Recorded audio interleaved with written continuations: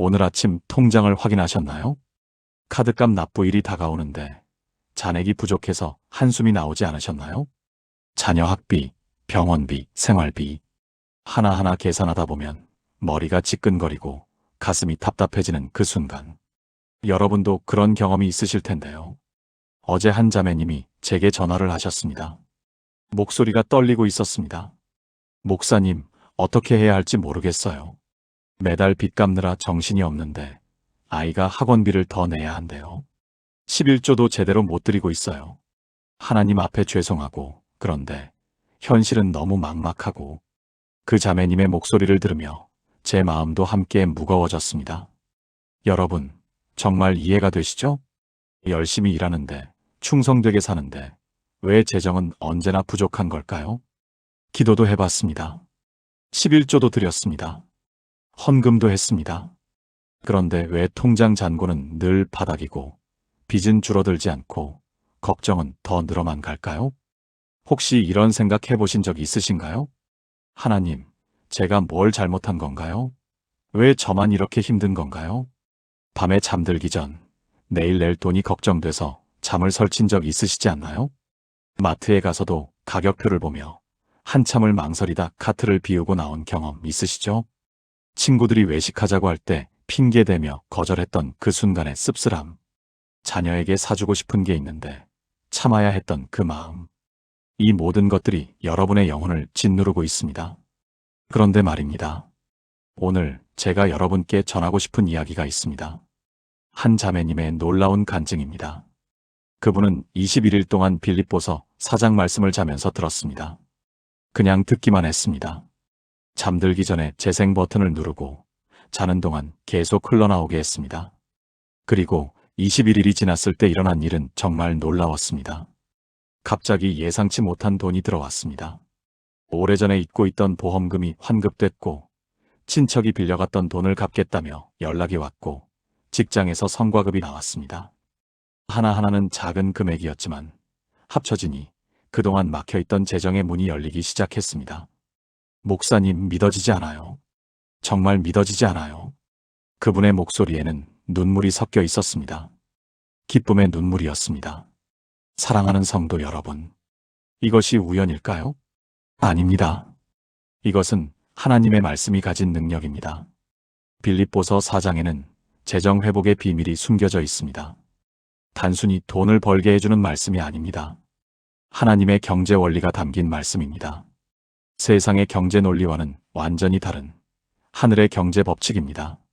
오늘 저는 여러분과 함께 빌립보서 4장에 숨겨진 7가지 재정 회복의 비밀을 나누려고 합니다. 이 7가지를 붙들고 21일을 실천한다면 여러분의 재정 상황도 반드시 변화하기 시작할 것입니다. 분명히 말씀드립니다. 이것은 단순한 희망사항이 아닙니다. 하나님의 약속입니다. 그러면 지금부터 함께 시작해 보겠습니다. 첫 번째 비밀부터 차근차근 풀어가 보겠습니다. 해시태그 첫 번째 주 안에서 항상 기뻐하라. 통장 잔고가 마이너스인데 어떻게 기뻐할 수 있을까요? 내일 낼 돈이 없는데 기쁨이 나올 수 있을까요? 카드 대금이 밀려 있는데 웃을 수 있을까요? 솔직히 말해서 불가능해 보입니다. 여러분도 그렇게 생각하시죠? 그런데 성경은 이렇게 말씀하십니다. 주 안에서 항상 기뻐하라. 내가 다시 말하노니 기뻐하라. 빌립보서 4장 4절. 항상 기뻐하라고 하셨습니다. 다시 말하노니 기뻐하라고 강조하셨습니다. 이 말씀을 처음 들었을 때 저도 의아했습니다. 재정이 어려운데 어떻게 기뻐할 수 있단 말인가? 그런데 이 말씀을 깊이 묵상하면서 깨달은 것이 있습니다. 바로 기쁨의 근거입니다. 주 안에서 기뻐하라고 하셨습니다. 통장 잔고 안에서가 아닙니다. 내 능력 안에서가 아닙니다. 주 안에서입니다. 이 말씀이 우리에게 주는 의미는 무엇일까요? 우리의 기쁨이 환경에 좌우되지 않는다는 뜻입니다. 재정 상황이 좋으면 기쁘고 나쁘면 슬픈 것이 아니라는 뜻입니다. 주님이 나의 기쁨의 근거이시기 때문입니다. 이것을 바울은 감옥에서 썼습니다. 생각해 보세요. 감옥이라는 곳이 어떤 곳입니까? 자유가 없는 곳입니다. 빛이 없는 곳입니다. 소망이 보이지 않는 곳입니다. 그런데 바울은 그곳에서 기뻐하라고 외쳤습니다. 왜 그럴 수 있었을까요? 그의 기쁨의 근거가 환경이 아니었기 때문입니다. 주님이었기 때문입니다. 2018년 제가 만났던 한 집사님의 이야기를 나누고 싶습니다. 그분은 사업 실패로 수억 원의 빚을 지게 되셨습니다. 집도 날아갔고 차도 압류당했습니다. 가족들은 뿔뿔이 흩어져 친척집에 얹혀 살아야 했습니다. 누가 봐도 절망적인 상황이었습니다. 그런데 그 집사님은 새벽 기도를 쉬지 않으셨습니다. 매일 새벽 5시에 교회에 나오셨습니다. 어느 날 제가 물었습니다. 집사님, 어떻게 이런 상황에서도 기도하러 나오실 수 있으세요? 그분의 대답이 지금도 잊혀지지 않습니다. 목사님, 제가 잃은 건 돈이고 물질이에요. 하지만 제가 가진 주님은 그대로 계세요. 주님만 계시면 다시 시작할 수 있어요. 그 고백을 들으며 제 눈에 눈물이 났습니다. 진짜 믿음이 무엇인지 보았기 때문입니다. 그분은 그 후 3년 동안 작은 일부터 시작하셨습니다. 새벽마다 주님께 기뻐하며 찬양하고 감사했습니다.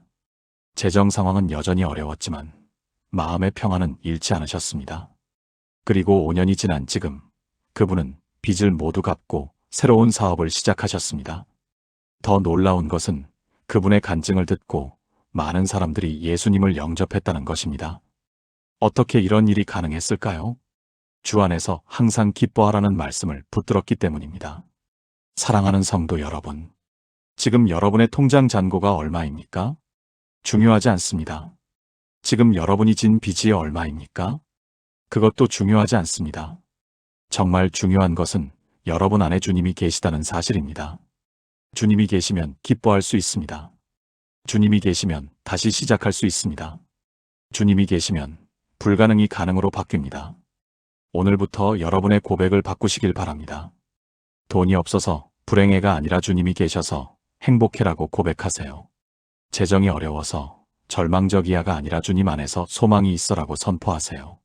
이것이 재정 회복의 첫 번째 비밀입니다. 환경이 아니라 주님을 바라보는 것입니다. 기쁨의 근거를 돈에서 하나님께로 옮기는 것입니다. 그러면 여러분의 마음이 먼저 자유로워질 것입니다. 그리고 그 자유로운 마음을 통해 하나님의 재정 축복이 흘러들어오기 시작할 것입니다.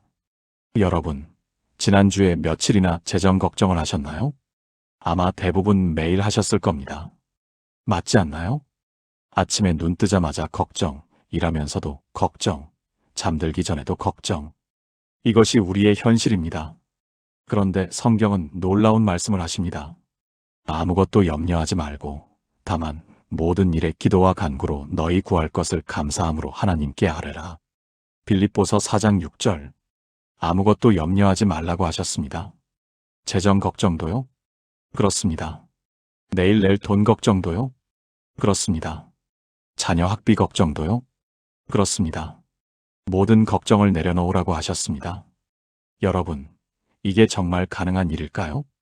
걱정하지 않는 게 가능할까요? 가능합니다. 그런데 조건이 있습니다. 다만 모든 일에 기도와 간구로라고 하셨습니다. 염려를 기도로 바꾸라는 말씀입니다. 걱정할 시간에 기도하라는 말씀입니다. 생각해 보세요. 염려한다고 문제가 해결됩니까? 아닙니다. 오히려 걱정은 우리의 에너지를 소진시킵니다. 믿음을 약하게 만듭니다. 건강을 해칩니다. 그런데 기도는 다릅니다. 기도는 하나님을 움직입니다. 기도는 천사를 움직입니다. 기도는 불가능을 가능으로 만듭니다. 그렇다면 우리는 왜 기도보다 걱정을 더 많이 할까요? 이유가 있습니다.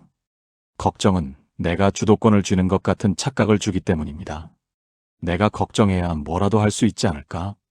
이런 생각 때문입니다. 그런데 이것은 교만입니다. 내가 뭔가 할 수 있다는 착각입니다. 진실은 이것입니다. 우리가 아무리 걱정해도 할 수 있는 게 없습니다. 오직 하나님만이 우리의 재정 문제를 해결하실 수 있습니다.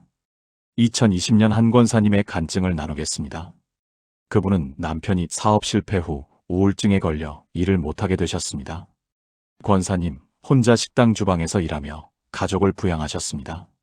매달 월세, 생활비, 병원비가 나가면 통장은 텅 비었습니다. 밤마다 걱정으로 잠을 설쳤습니다. 다음 달 월세는 어떻게 내지? 아이들 학원비는? 남편 약값은? 걱정이 꼬리에 꼬리를 물었습니다. 그러던 어느 날 새벽 기도 시간에 이 말씀을 들으셨습니다. 아무것도 염려하지 말고 다만 모든 일에 기도와 간구로. 그 순간 성령님께서 마음에 감동을 주셨습니다. 너는 지금까지 걱정만 하고 기도는 하지 않았구나. 가슴이 뜨끔했습니다. 맞았습니다. 기도는 형식적으로 했지만 실제로는 걱정만 했습니다. 그날부터 권사님은 결단하셨습니다. 이제부터는 걱정 대신 기도하겠습니다. 걱정이 올라올 때마다 그 자리에서 기도로 바꾸셨습니다. 월세 걱정이 올라오면 하나님, 월세 주세요. 기도하셨습니다. 생활비 걱정이 올라오면 하나님, 생활비 주세요. 기도하셨습니다. 병원비 걱정이 올라오면 하나님, 병원비 주세요. 기도하셨습니다. 구체적으로 담대하게 계속해서 기도하셨습니다. 그리고 놀라운 일이 일어났습니다. 먼저 권사님의 마음에 평안이 찾아왔습니다. 걱정이 줄어들자 잠도 잘 오고 건강도 좋아졌습니다. 그러자 일도 더 잘 되기 시작했습니다. 식당 사장님이 권사님의 밝아진 모습을 보시고 시급을 올려주셨습니다. 교회 성도들이 남편을 위해 기도해 주시고 병원비를 도와주셨습니다. 친척이 조건 없이 생활비를 보내주셨습니다.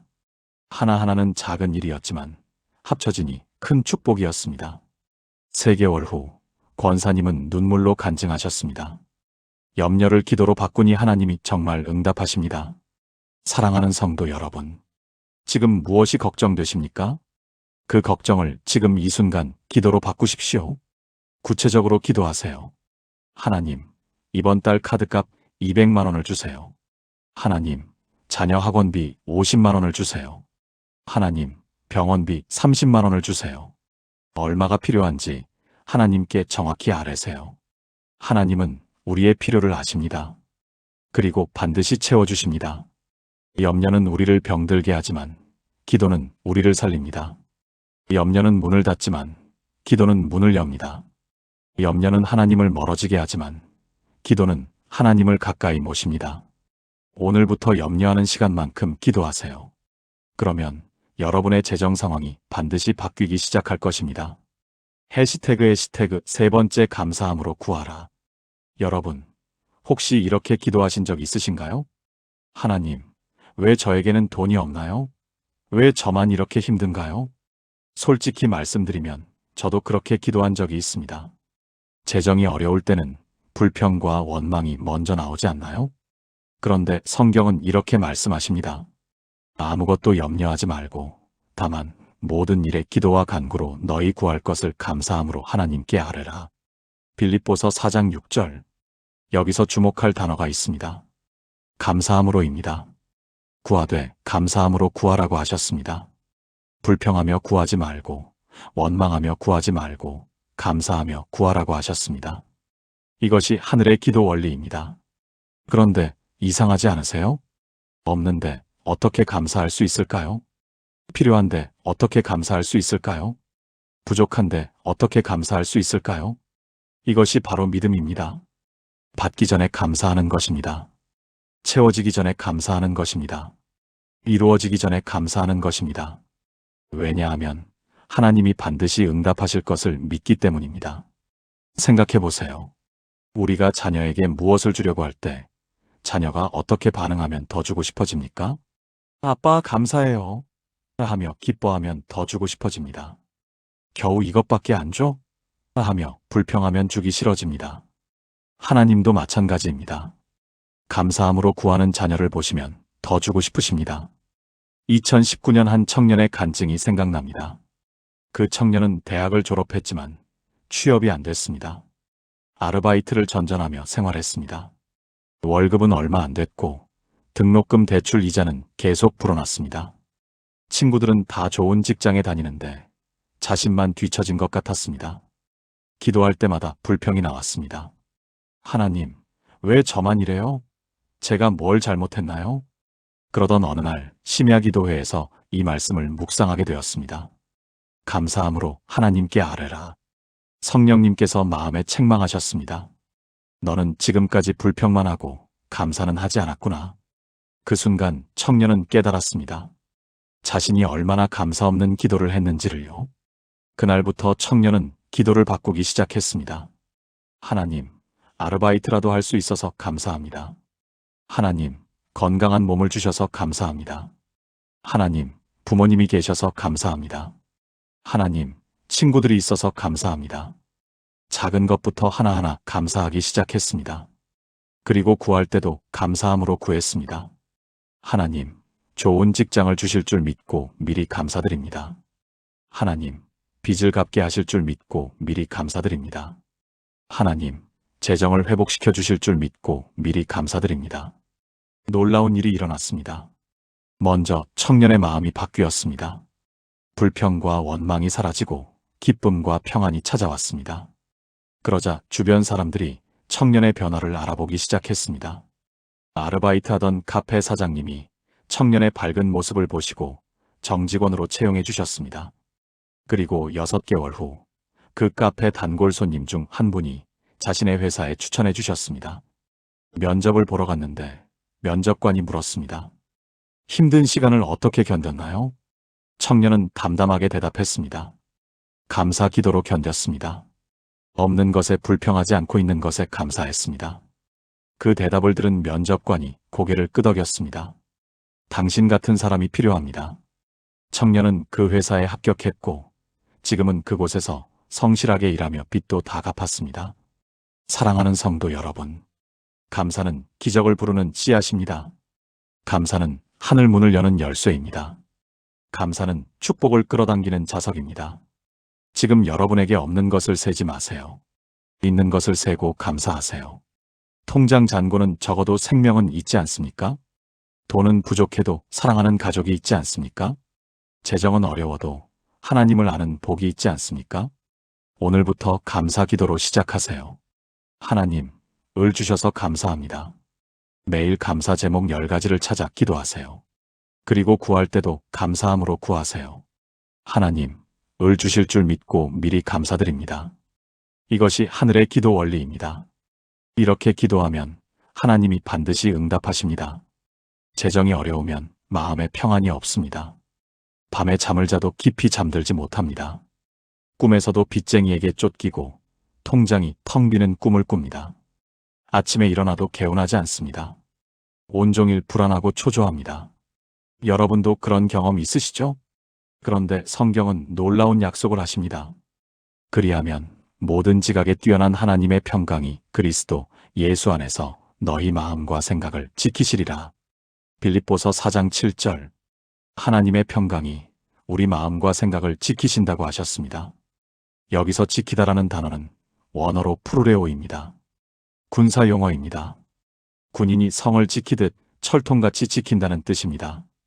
생각해 보세요. 견고한 성 안에 있으면 안전합니다. 바깥에 적군이 아무리 많아도 두렵지 않습니다. 왜냐하면 성벽이 지켜주기 때문입니다. 마찬가지입니다. 하나님의 평강이 우리 마음을 지켜주시면 어떤 재정 문제가 와도 흔들리지 않습니다. 어떤 빚이 있어도 무너지지 않습니다. 어떤 위기가 와도 평안합니다. 이것이 세상이 주는 평안과 다른 점입니다.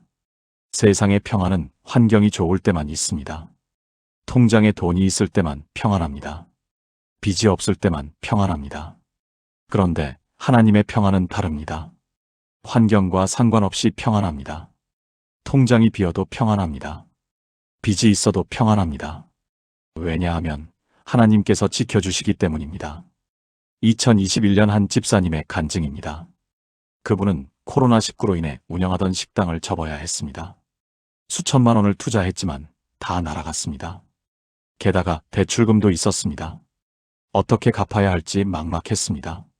밤마다 불안해서 잠을 설쳤습니다. 새벽 3시에 일어나 통장을 확인하고 계산기를 두드렸습니다. 이자가 얼마고 원금이 얼마고 언제까지 갚아야 하고 계산할수록 막막했습니다. 그러던 어느 날 새벽 기도에서 이 말씀을 들으셨습니다. 하나님의 평강이 너희 마음과 생각을 지키시리라. 그 순간 성령님께서 깨닫게 하셨습니다. 너는 지금 내 생각으로 내 마음을 지키려고 하는구나. 하나님의 평강이 지키도록 맡기지 않고. 맞았습니다. 집사님은 자꾸 계산하고 걱정하고 불안해하며 스스로 마음을 지키려 했습니다. 그런데 그럴수록 더 무너졌습니다.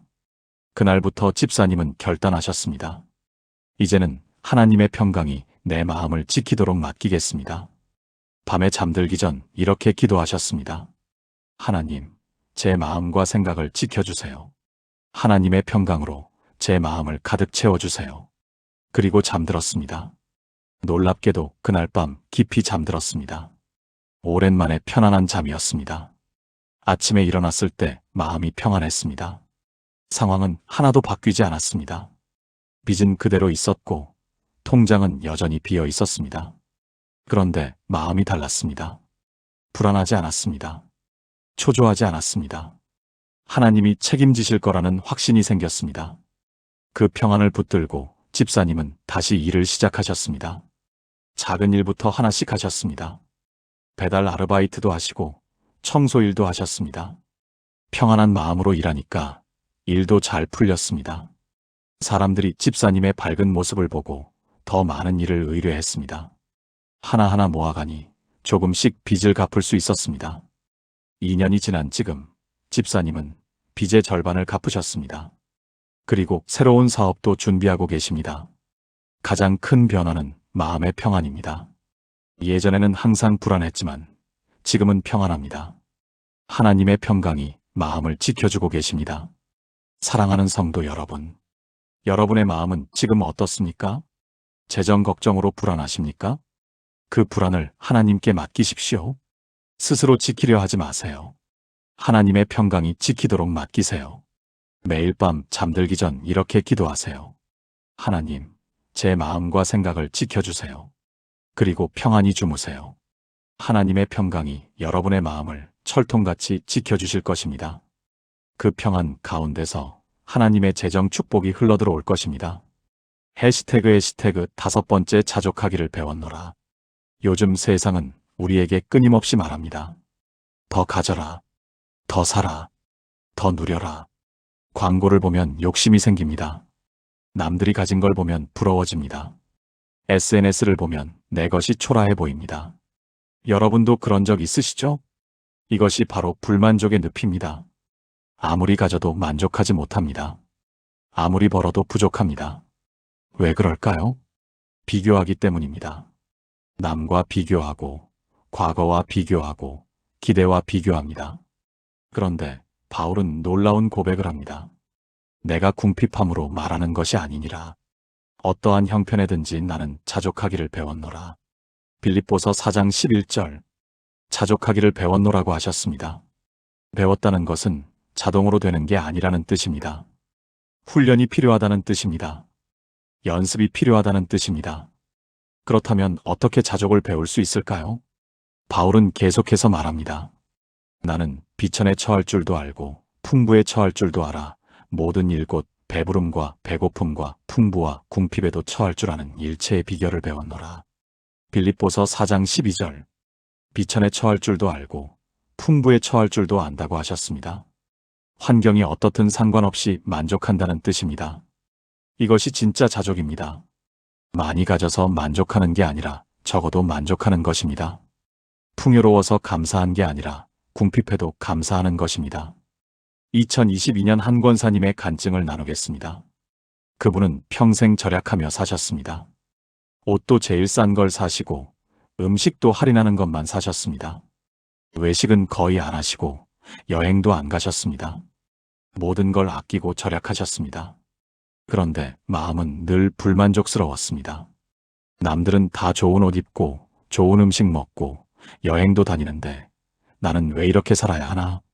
은행 통장에 돈은 모였지만 마음은 가난했습니다. 그러던 어느 날 성경을 읽다가 이 구절을 보셨습니다. 어떠한 형편에든지 나는 자족하기를 배웠노라. 그 순간 깨달으셨습니다. 나는 돈은 모았지만 자족은 배우지 못했구나. 그날부터 권사님은 자족을 배우기 시작하셨습니다. 먼저 비교하는 습관을 끊으셨습니다. 남의 SNS를 보지 않으셨습니다. 남의 옷, 남의 차, 남의 집을 부러워하지 않기로 하셨습니다. 대신 자신이 가진 것에 집중하셨습니다. 나에게는 건강한 몸이 있다. 나에게는 사랑하는 가족이 있다. 나에게는 하나님을 아는 복이 있다. 하나씩 세어보니 감사할 것이 너무 많았습니다. 그러자 마음이 풍요로워지기 시작했습니다. 통장 잔고는 그대로인데 마음은 부자가 되었습니다. 그리고 놀라운 일이 일어났습니다. 마음이 만족하니 돈을 쓰는 게 즐거워졌습니다. 예전에는 아까워서 못 쓰던 돈을 이제는 기쁘게 쓰게 되었습니다. 어려운 이웃을 도와주고 선교 헌금도 하고 가족들에게도 선물을 사주셨습니다. 쓰면서도 불안하지 않았습니다. 왜냐하면 자족하는 법을 배웠기 때문입니다.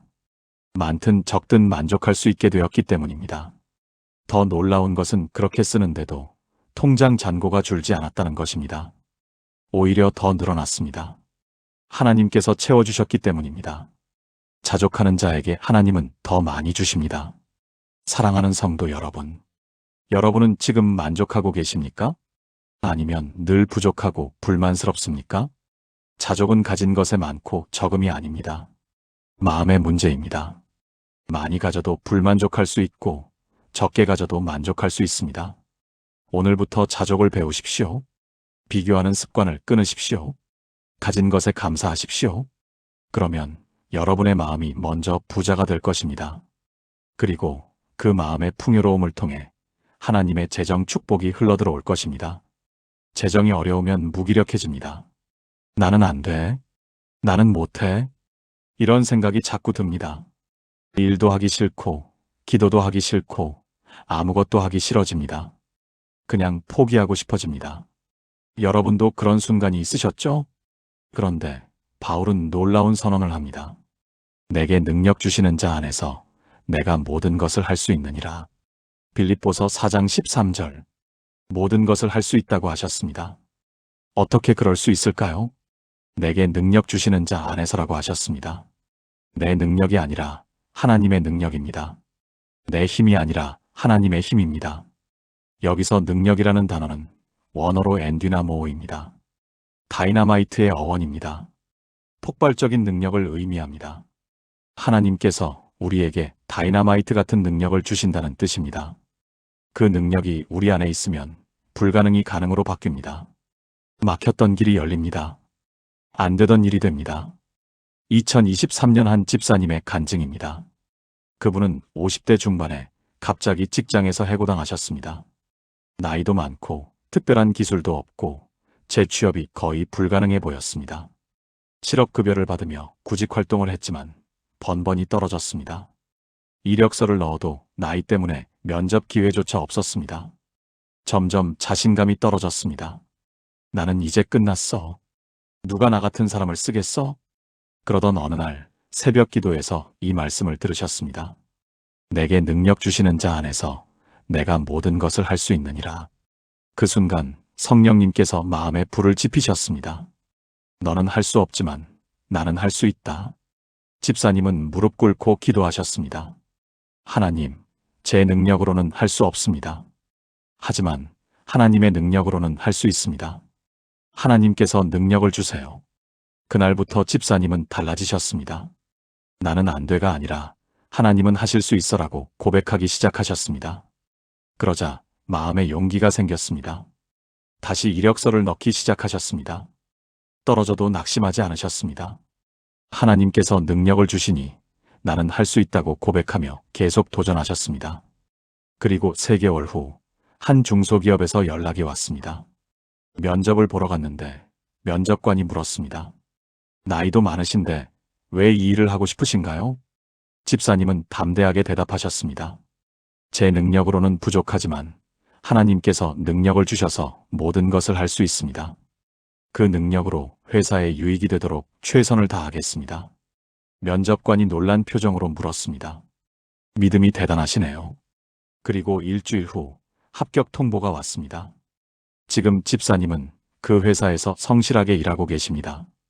나이 많은 직원이지만 가장 열정적이고 긍정적이라는 평가를 받고 계십니다.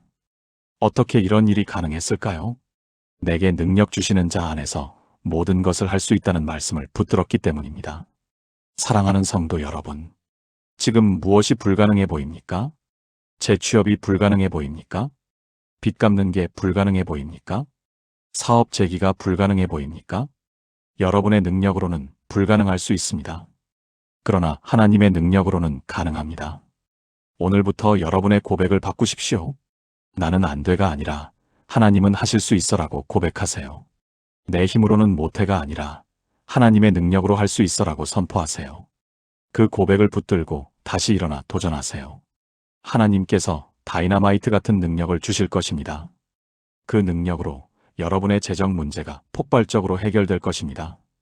해시태그 7번째 나의 하나님이 모든 쓸 것을 채우시리라.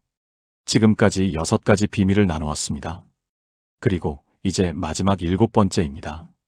이것이 가장 핵심이고 가장 강력한 약속입니다. 바울은 이렇게 선포합니다. 나의 하나님이 그리스도 예수 안에서 영광 가운데 그 풍성한 대로 너희 모든 쓸 것을 채우시리라. 빌립보서 4장 19절.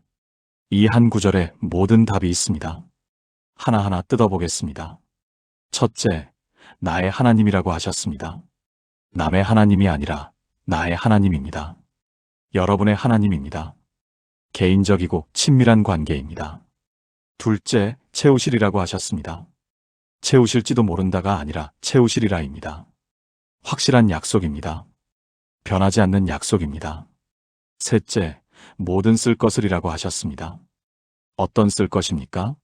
생활비, 학비, 병원비, 월세, 빚, 모든 필요입니다. 하나님은 우리의 모든 필요를 아십니다. 넷째, 영광 가운데 그 풍성한 대로라고 하셨습니다. 인색하게가 아니라 풍성하게 주신다는 뜻입니다. 넉넉하게, 부족함 없이 주신다는 뜻입니다. 다섯째, 그리스도 예수 안에서라고 하셨습니다. 예수님 안에 있는 자에게 주시는 약속입니다. 예수님을 믿는 자에게 주시는 축복입니다. 이 모든 것을 합치면 어떤 의미입니까? 여러분의 하나님께서 예수 그리스도 안에서 영광스럽고 풍성하게 여러분의 모든 필요를 반드시 채워주실 것이라는 약속입니다. 이것이 하나님의 약속입니다. 믿으십니까? 2024년 초에 있었던 일입니다. 한 자매님이 제게 전화하셨습니다. 목소리가 떨리고 있었습니다. 목사님, 믿기지 않는 일이 일어났어요. 무슨 일이냐고 물었더니 이렇게 말씀하셨습니다. 그 자매님은 3년 동안 재정적으로 너무 힘들었습니다. 남편의 사업 실패로 수억 원의 빚을 지게 되었습니다. 집도 넘어갔고 전세 보증금도 날아갔습니다. 자매님은 2가지 아르바이트를 하며 가족을 부양했습니다. 새벽 5시에 일어나 빵집에서 일하고 오후에는 식당에서 서빙을 했습니다. 저녁에 집에 돌아오면 너무 지쳐서 쓰러져 잤습니다. 기도할 힘도 없었습니다. 그러던 어느 날 유튜브에서 빌립보서 4장 말씀 영상을 보게 되셨습니다. 특히 19절 말씀이 마음에 꽂혔습니다. 나의 하나님이 모든 쓸 것을 채우시리라. 자매님은 그날부터 결정하셨습니다. 매일 밤 자기 전에 이 말씀을 들으며 잠들기로. 그냥 듣기만 했습니다. 21일을 그렇게 했습니다. 처음에는 아무 변화가 없었습니다. 그런데 2주가 지나자 마음이 평안해지기 시작했습니다. 재정은 여전히 어려웠지만 불안하지 않았습니다. 하나님께서 채우실 거라는 확신이 생겼습니다. 그리고 21일이 되던 날 놀라운 일이 일어났습니다. 오래전에 남편이 투자했던 작은 주식이 갑자기 올랐습니다. 몇백만 원 정도일 거라고 생각했는데 확인해보니 몇천만 원이 되어 있었습니다. 거의 잊고 있던 주식이었습니다.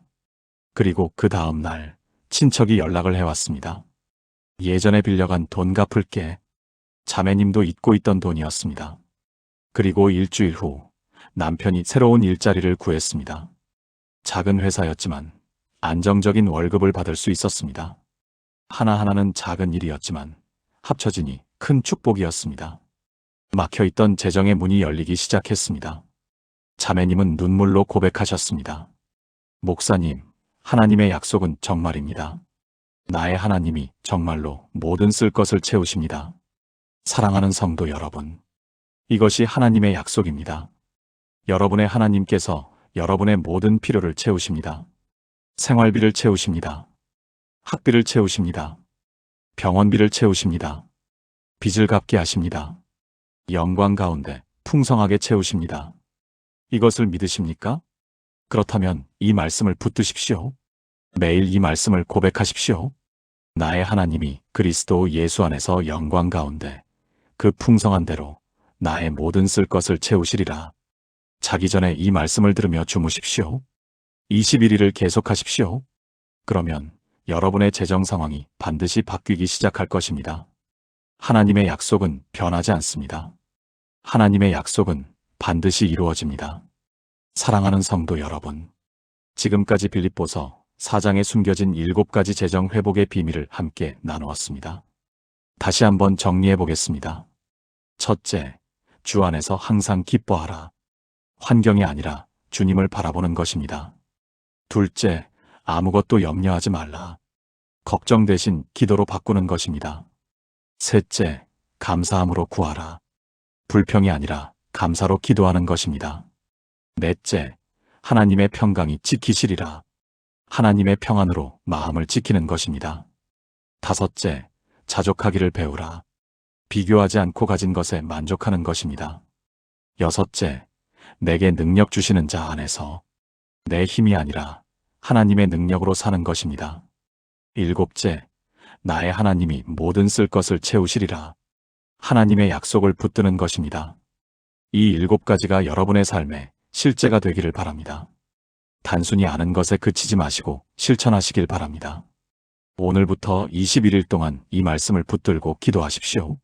자기 전에 이 말씀을 들으며 주무십시오. 그러면 여러분의 재정이 반드시 회복되기 시작할 것입니다. 이것은 단순한 희망사항이 아닙니다. 하나님의 확실한 약속입니다.